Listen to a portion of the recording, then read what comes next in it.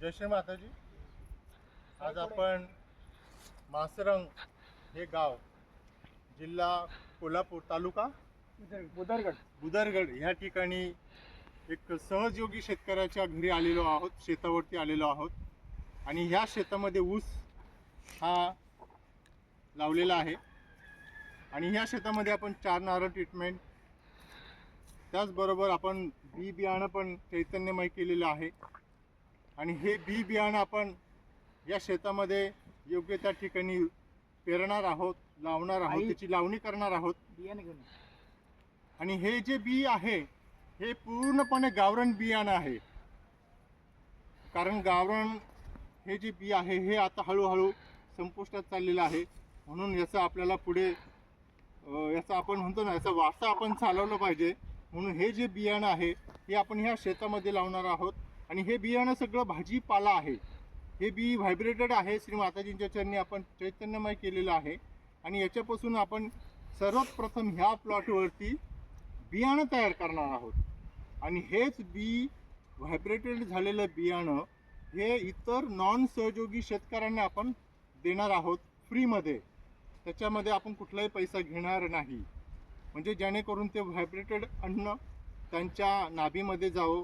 आणि श्री माताजींनी सांगितल्याप्रमाणे हे सर्व मानवाच्या नाभीमध्ये जाऊन त्यांना भविष्यामध्ये आत्मसाक्षात्कार प्राप्त होईल, असा श्री माताजींनी सांगितल्याप्रमाणे सर्व सहयोगी व इथले स्थानिक शेतकरी आहे, तानाजी खोत यांच्या घरातली सगळी ही मंडळी आहे, यांचे भाऊबंद आहे, त्यांनी हे सहकार्य केलं. तानाजी खोत यांनी पण छानपैकी सहकार्य केलं.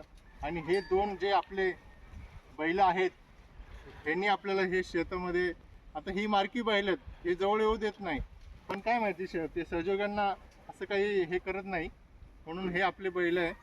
छान त्यांनी मस्त नांगरणी केली. काका आहे, तानाजी खोत यांचे वडील आहेत, आई आहे तिकडे. आणि असा हा आपला कार्यक्रम संपन्न झालेला आहे. आणि आपण विहिरीमध्ये सुद्धा, जी आपली विहीर आहे स्वतःची तानाजी खोते यांची, त्या विहिरीमध्ये आपण चैतन्य देणार आहोत.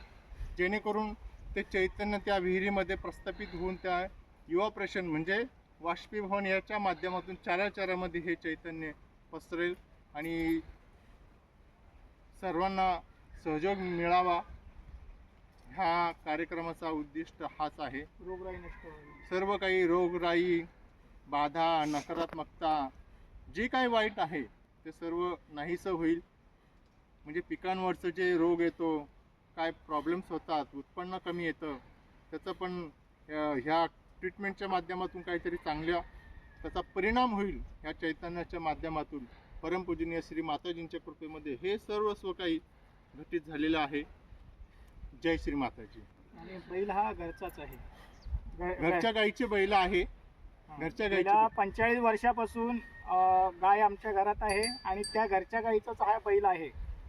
आणि ही जी जमीन आहे, हे शेत आपण नांगरतोय, हे बैलापासूनच नांगरतोय. ट्रॅक्टर किंवा आधुनिकता कोणत्याच वापर करत नाही. इथं जे इथे जे खत आहे ते शेणखतच, गाईच्या शेणखतापासूनच ही आपण शेती करतोय. म्हणजे पूर्णपणे श्री गणेश तत्व यामध्ये प्रस्थापित आहे. आणि ह्या शेतामध्ये अनेक वर्षांपासून कुठल्याही केमिकल खताचा वापर केलेला नाही आणि भविष्यातही आपण करणार नाही. किंवा पेस्टिसाइड्स, केमिकल्स, फवारण्या वगैरे वगैरे असं करणार नाही. ही शाश्वत श्री माताजींना अपेक्षित असलेली ही शेती आहे. आणि ह्या शेतीच्या माध्यमातून अजून प्रचार आणि प्रसार व्हावा, ह्या मागचा श्री माताजींच्या कृपेतला हा उद्देश आहे. जय श्री माताजी.